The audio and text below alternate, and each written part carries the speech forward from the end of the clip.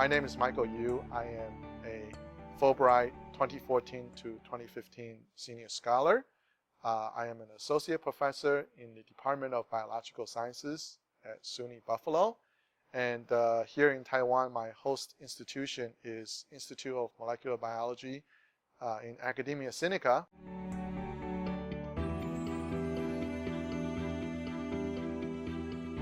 When I was an independent investigator at SUNY Buffalo, I had discovered the potential of a particular protein, splicing factor, so to speak, named Prp19, and the potential of this particular splicing factor to be methylated, arginine methylated.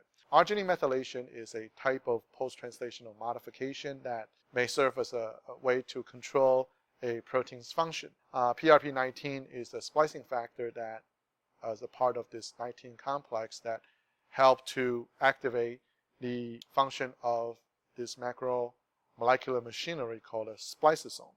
The spliceosome acts to perform the process of pre-mRNA splicing, which is an important regulatory step during gene expression in the eukaryotes.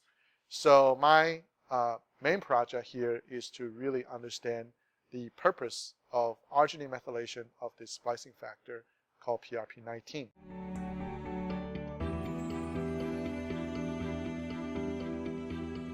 From a perspective of basic biology, these type of processes are critical to understand because we know for a lot of human diseases, for example, misregulation for some of these processes are causing the disease phenotype that we're seeing.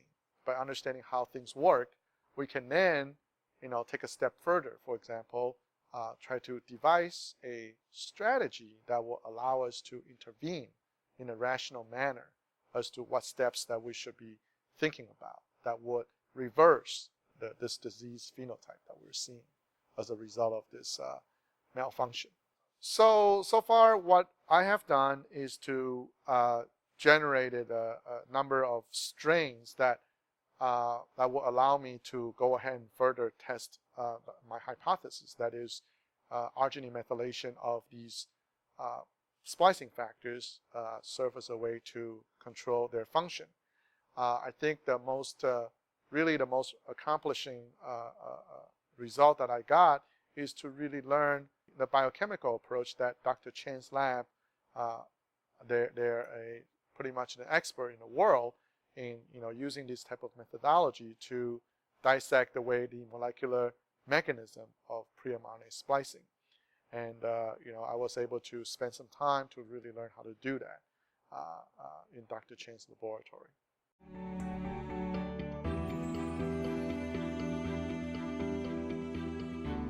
The resources in Academia Sinica is incredible. They've got state-of-the-art instruments.